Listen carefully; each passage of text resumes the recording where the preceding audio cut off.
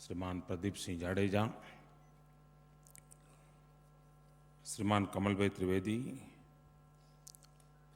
श्री तुषार भाई मेहता, श्री प्रकाश भाई जानी,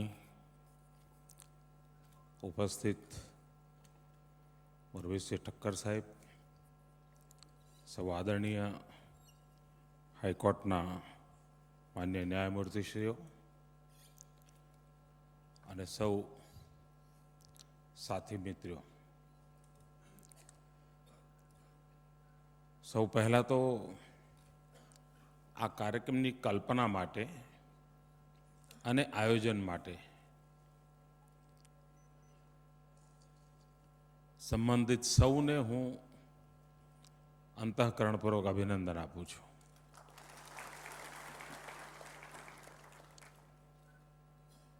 આ આઈડિયા આવ્યો હોત, આયોજન થયું હોત, પણ હું નથી માનતો કે આખા ઇવેન્ટની કોઈ પ્રતિષ્ઠા ઊભી થઈ હોત યા એનું આકર્ષણ ઊભું થયું હોત. એ ત્યારે જ શક્ય બન્યું, આનું મહાત્મય ત્યારે જળવાયું કે જ્યારે નામદાર હાઈકોર્ટના આદરણીય જજોની અહીં આવવાની ઉત્કંઠા, અનુમતિ અને હાજરી આમાં મોટો રંગ ભર્યો છે. એટલે આની એક સેન્ટિટી ઊભી થઈ છે. હું માનું છું કે આ એક બહુ જ મોટી ઘટના છે. ગુજરાતે આ પહેલી વાર કર્યું વગેરે આનંદની વાત છે આપણે, અને ઘણું બધું પહેલું આપણે જ કરવાનું છે. એમાં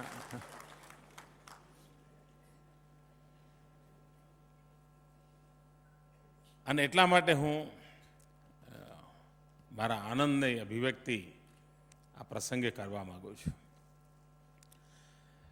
મને વ્યક્તિગત આનંદ એ પણ છે કે આમાંના મોટા ભાગના લોકો એવા છે કે જે પહેલીવાર મહાત્મા મંદિર આવ્યા હશે.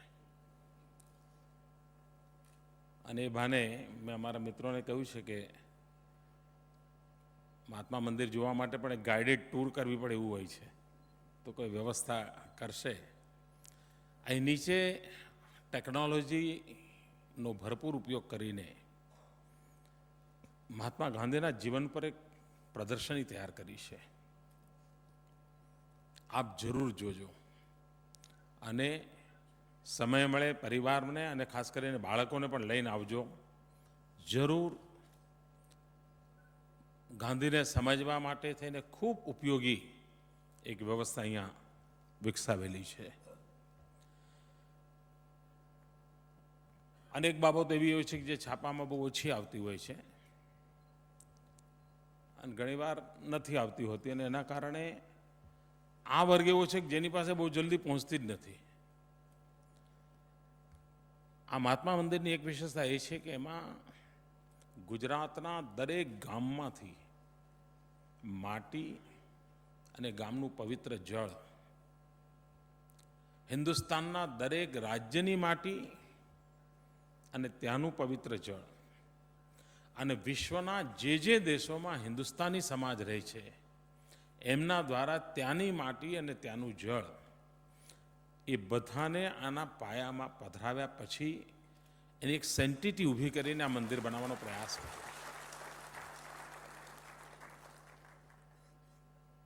ગાંધી એક યુગ પુરુષ હતા, એક વિશ્વ માનવ હતા. એની પ્રત્યેક ચીજમાં અનુભૂતિ થાય, એનો એક માણસની બુદ્ધિશક્તિ પ્રમાણે જે વિચાર આવ્યા એના આધારે આને આયોજન કર્યું છે. બીજું, સરકાર એટલે આવો એક સહજ, અને એમાં કોઈને ખોટું નથી લાગતું, એ તો કે એમ જ હોય. સરકાર એટલે પોસ્ટ ઓફિસ, હવે સરકાર ભાઈ ટપાલ જાય કે ના જાય. એકવાર ભારત સરકારે એક પોસ્ટલ સ્ટેમ્પ બહાર પાડ્યો હતો.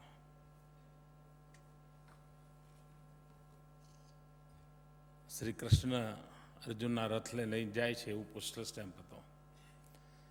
હવે તો એવું બધું નીકળવું મુશ્કેલ છે, કારણ બિન સાંપ્રદાયિકતાનું વાવાઝોડું એટલું મોટું છે કે એ તમે ના કરી શકો. પણ એ સમયે કર્યું હતું, અને જે કહેવાય છે બિન સાંપ્રદાયિક સરકારો એમણે કર્યું હતું. અને એમાં લખ્યું હતું કર્મણ્ય અધિકારસ્તે. એટલે મને એક ભાઈએ પૂછ્યું કે સાહેબ આ બહુ સારું કર્યું. મેં ખરેખર સાચી વાત કરી છે. મેં કે કેમ? મેં કહું તમે ટપાલ નાખજો, કર્મ કરજો.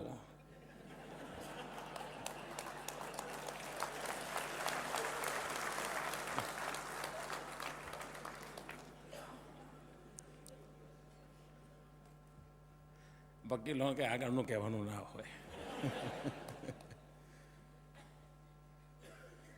સરકાર એટલે આવી આબરૂ કે ખબર નહીં કેમ આમ થયું છે, અને કોઈને એમ લાગતું જ નથી કે સરકાર એટલે આપણી. બસમાં બેસે એ તો સરકારી છે, હોસ્પિટલ તો સરકારી, ભાઈ સરકારી નહીં તારી છે. આ ઓનરશિપનો ભાવ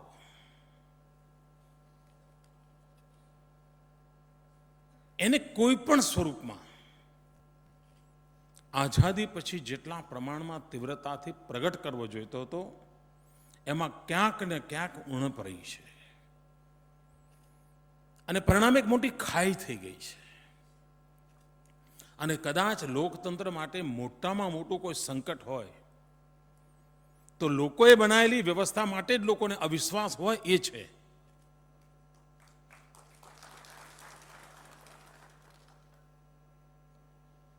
અને તેથી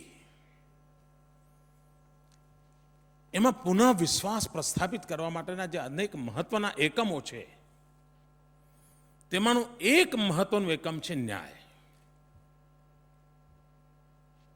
ન્યાય એક વ્યક્તિને આંતરિક રીતે પોતાનું કામ પત્યું અને ચલો થયું, બહુ દાડાથી પરોજણ હતું, આ કોર્ટના ધક્કા ખેંચીને મરી ગયો, હવે ચલો કંઈક એમ કરીને છુટકારો મેળવે એટલા પૂરતું નહીં. અને 6 કરોડ નાગરિકોમાંથી કંઈ બધાને રોજ સવારે કંઈ કોર્ટમાં જવું નથી પડતું. મારા જેવા અનેક લોકો જેને હજુ જોઈ નથી કોર્ટ, એવા ઘણા હશે દેશમાં નાગરિકો કે જેને કોઈ પનારો જ ના પડ્યો હોય, પણ ઘટના ભલે નાની હોય તો પણ એની અસર વ્યાપક હોય છે. લોક જીભે બાબત ચર્ચાતી હોય છે. અને તેથી સરકારના પક્ષે હોઈએ, વ્યવસ્થાના પક્ષે હોઈએ, આપણા મનમાં એક ભાવ અવશ્ય રહેવો જોઈએ કે આપણા દરેક ગતિવિધિથી એક નવું વિશ્વાસનું વાતાવરણ કેમ પેદા થાય. અને ઘણીવાર કોઈ માણસ માંદું હોય ને અને કોઈ મળે તો કે આ લેજો, તરત લઈ લે. કલાક પછી બીજો મળે, એમ આ છે આ લેજો, એટલે કેમ તો એને અવિશ્વાસ મુખ્ય કારણ છે, એટલે લીધા કરે છે. પણ એને ઘણા કેટલાક એવા હોય, ભાઈ બરાબર છે તમારી સલાહ, પણ હું ફલાણાને પૂછીશ પછી નક્કી કરીશ, તું મૂક બધું, તું જેલા આવે બધા પડીકા મૂકે અહીંયા, કારણ એનો ક્યાંક વિશ્વાસ છે. તો બાકી બધા પ્રવાહોમાંથી તારવી લેવાનું એનામાં સામર્થ્ય પેદા થતું હોય છે. અને આ સ્થિતિ ઊભી કરવામાં આપણે શું ભૂમિકા અદા કરી શકીએ? આજના સેમિનારમાં જે કોઈ એક્સપર્ટ્સ સ્વજનો આપણને વાત કરવાના છે, એમાંથી જરૂર ખૂબ બધી રસ્તા આપણને જડશે, ઘણું બધું ઉપલબ્ધ થશે.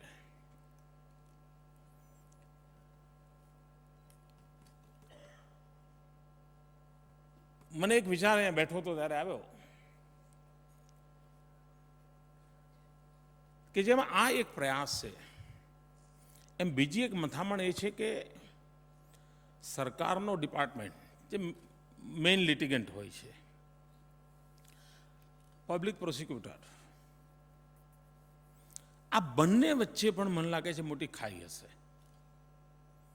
તો જેમ આ એક સેમિનાર કર્યો એમ ડિસ્ટ્રિક્ટ લેવલ પર ગવર્મેન્ટ સિસ્ટમ, ગવર્મેન્ટ ઓફિસર્સ, આખી પ્રક્રિયા, ફાઇલો, ટીકણું, ફલાણું, એની સાથે જોડાયેલા લોકો, અને ગવર્મેન્ટ વતી જઈને બધે માથાજી કર્યા કરે છે એ મિત્રો, એ બેસીને જો 3-4 મહિને એકાદ વાર ડિટેલમાં જો ડિસ્કશન થાય, હું માનું છું ઘણા બધા પ્રશ્નોનું નિરાકરણ ત્યાં જ થઈ જાય. ઘણીવાર તો પબ્લિક પ્રોસિક્યુટર હોય પણ એને સવારે 10 વાગે કોર્ટમાં ખબર પડે કે ભાઈ આજે તારી પહેલાં કેસની મુદત છે, એટલે પેલું ડિપાર્ટમેન્ટ રોજનું હશે ને. આ તો ઘણાને એમ લાગે છે બધા મુખ્યમંત્રીઓ કંઈ ખબર નથી રાખતા, એવું નથી જોઈએ ભાઈ, ખબર રાખીએ છીએ.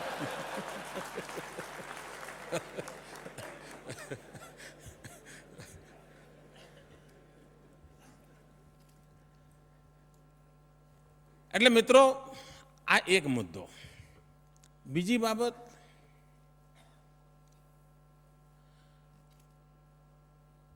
ટ્યુશન ક્લાસીસનું મહાત્મ્ય વધ્યું અને શાળાના શિક્ષણનું ઘટ્યું.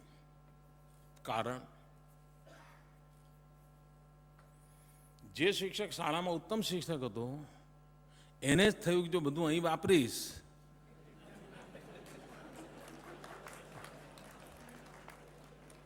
તો ત્યાંનું શું. એટલે એમ કે ભાઈ બરાબર છે, તું વિદ્યાર્થી બરાબર છે, પણ એક કામ કરી પેલામાં આવજે ને, પછી ઉત્તમ ભણાવે. ઘણીવાર જનરલ હોસ્પિટલમાં ડૉક્ટરો મફતમાં સેવા આપે, મફતમાં. નોટ ઓનલી દેટ, મફતમાં સેવા લો અમે એના માટે દબાણ આવે કે સાહેબ વીએસમાં મૂકી આપવાનો, સાહેબ મારે સેવા કરવી છે. પણ સ્ટેટસ્કોપ ભૂલી જાય, પણ વિઝિટિંગ કાર્ડ ના ભૂલે.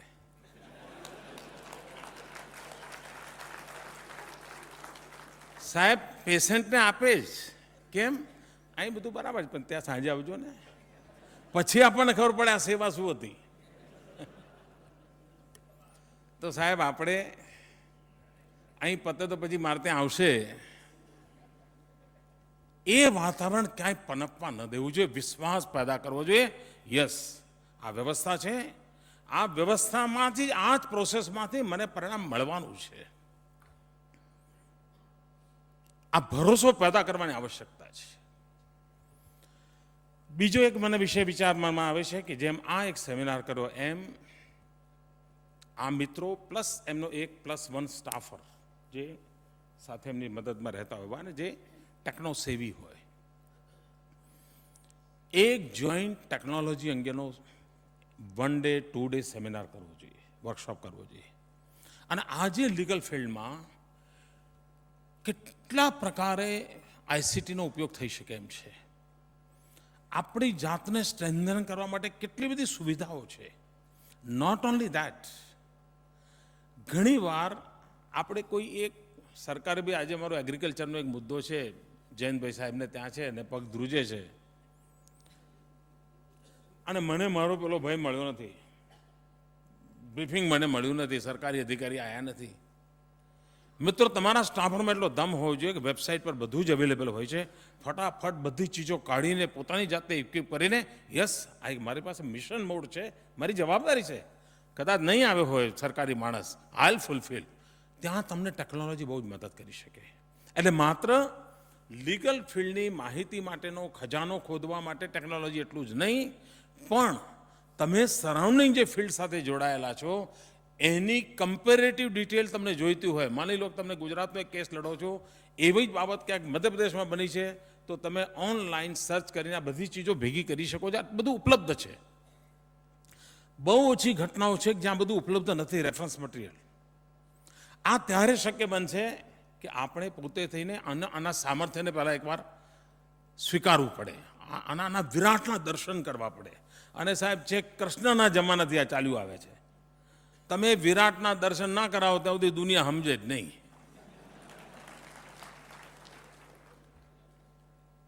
દેવકીને સમજાવવા માટે એમને અને યશોદાને સમજાવવા માટે એ જ કરવું પડ્યું. તો મિત્રો, એકવાર આખી ટેકનોલોજીના મોટા વિશાળતાના રૂપરંગને જાણવા પહેચાનવાનો એક કાર્યક્રમ મને લાગે છે સરકારે ગોઠવવો જોઈએ, ચોક્કસપણે. અને મિત્રો, હું અનુભવથી કહું છું, ટેકનોલોજી ખૂબ મદદરૂપ થાય છે. જો સતમાર્ગથી આપણે ચલાવવા માંગતા હોઈએ, ખૂબ મદદરૂપ થાય છે.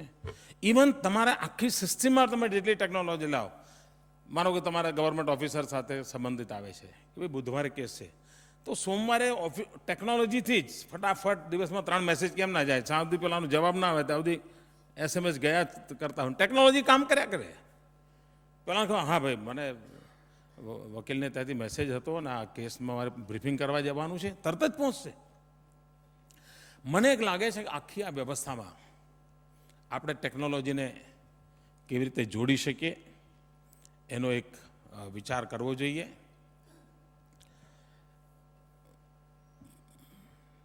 મને ખબર નથી મીડિયાના મિત્રો આટલી મોટી સંખ્યા આ કાર્યક્રમમાં કેમ આવ્યા છે.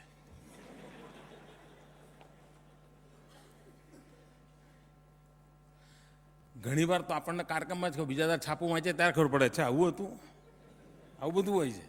ત્રિપાઠી સાહેબ કહ્યું સાચી વાત છે. તમને ખબર જ ના હોય સાહેબ ત્યાં આવું હતું, તમે કે નવું જ જોવા મળે. ત્રિપાઠી સાહેબની પીડા સાચી છે, પણ અમારે તો આ રોજનું છે એટલે હવે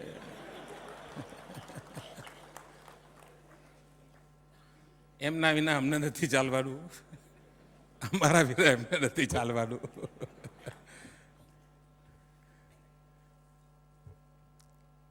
તમારે ટપલી દાવ રોજનો કાર્યક્રમ હોય છે, અમે સહન કરવા ટેવાયા છીએ.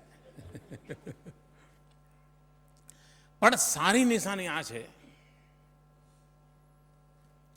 કે પહેલા આ વાતાવરણ, અને આજકાલ તો બહુ યોજનાપૂર્વક જોયું છે. મને ખબર હોય કે ફલાણી તારીખે ફલાણા કેસની ડેટ છે તો સાહેબ એના પહેલાં એનજીઓનો એક સેમિનાર થયો હોય, છાપામાં ચગ્યું હોય, બીજા દિવસ ટીવી પર ડિબેટ ગોઠવાણી હોય, એમાં ઇન્ટરવ્યૂ ચાલે અને એક જબરજસ્ત માહોલ બનાવી દીધો હોય, અને પછી કોર્ટમાં મેટર આવે.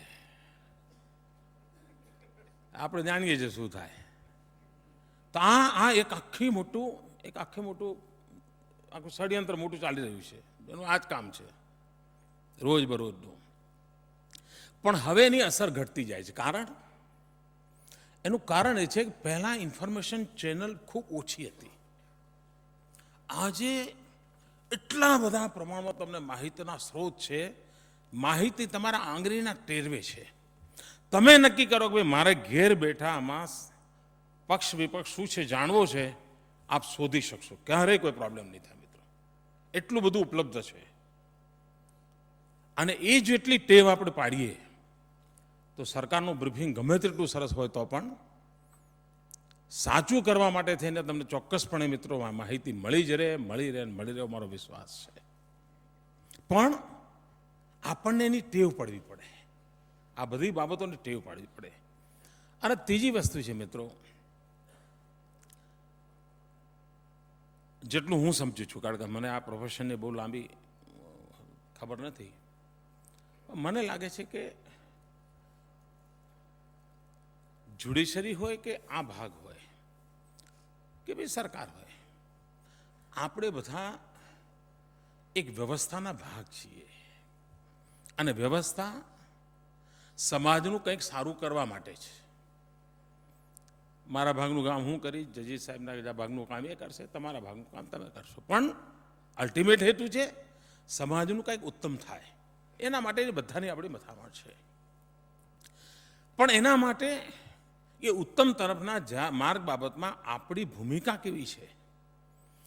તમે જોયું હશે કે ઇવન ઇન સુપ્રીમ કોર્ટ આજે પણ અનેક વકીલ એવા છે કે ફાઇલ લઈને ઊભા થાય એની સાથે જ 80% બાબતમાં કોર્ટ માનીને ચાલે. આવ્યા છે ને ભાઈ, એવી બાબત નહીં હોય જેના કારણે મેં હાથમાં લીધી હોય, ભરોસો જ હોય. એમણે કહ્યું છે ને, મને લાગે છે કે આપણા વ્યક્તિત્વની ઊંચાઈ એટલી હોવી જોઈએ કે ન્યાયપીઠ પર બેઠેલા માણસને આપણી દલીલોમાં દમ હોય કે ના હોય, પણ આપણી નિષ્ઠા પર ક્યારે શક ન હોય. એ મિત્રો સૌથી મોટી આવશ્યકતા.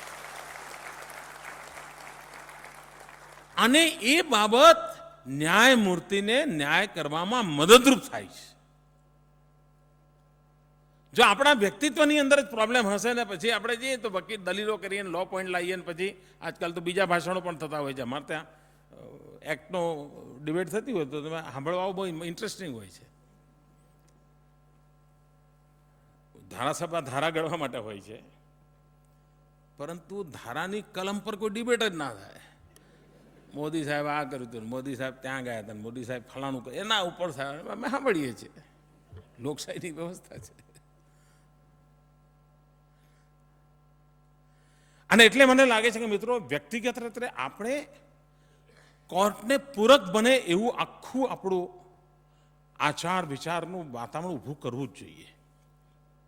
સમગ્ર ન્યાય પ્રક્રિયાને આપણે પોષક બનવા જોઈએ, પૂરક બનવા જોઈએ. એને વે ગવર્મેન્ટના પ્રતિનિધિ તરીકે ઊભા છીએ ત્યારે, અને સરકાર જનતા જનાર્દનનું પ્રતિનિધિત્વ કરે છે. એ કોઈનું સાલિયાણું લઈને બેઠેલી સરકારો નથી, પ્રજાનું પ્રતિનિધિત્વ કરે. પ્રજા અલ્ટિમેટ છે. એ જો ભૂમિકા હોય તો મને પૂરો વિશ્વાસ છે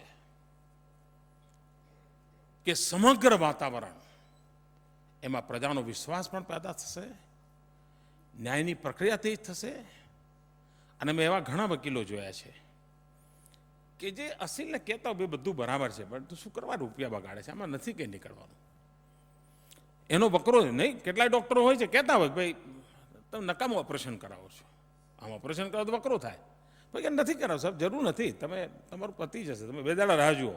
એવા ડૉક્ટરો જેવા વકીલો પણ હોય છે કે સાહેબ નકામું તમે પડો છો, તમે શું કરો જીત કરો છો, છોડો ને, બીજા કામે લાગો. અને અનેક અસીલ પણ એવા હોય છે કે વકીલે કહ્યું છે ને હવે છોડો ને યાર, થઈ ગયું એમ કે આગળ વધતા હોય છે. આ બધાની અંદર તમે જુઓ કાયદાની કલમો કામ નથી કરતી, એનાથી ઉપર કોક ચીજ છે, અને જેને હું કહું છું ભરોસો. દરેક લેવલે કેવી રીતે આપણે એને પુનઃ પ્રસ્થાપિત કરી શકીએ એની દિશામાં આપણે સૌએ જરૂર પ્રયાસ કરીશું. મને વિશ્વાસ છે મિત્રો કે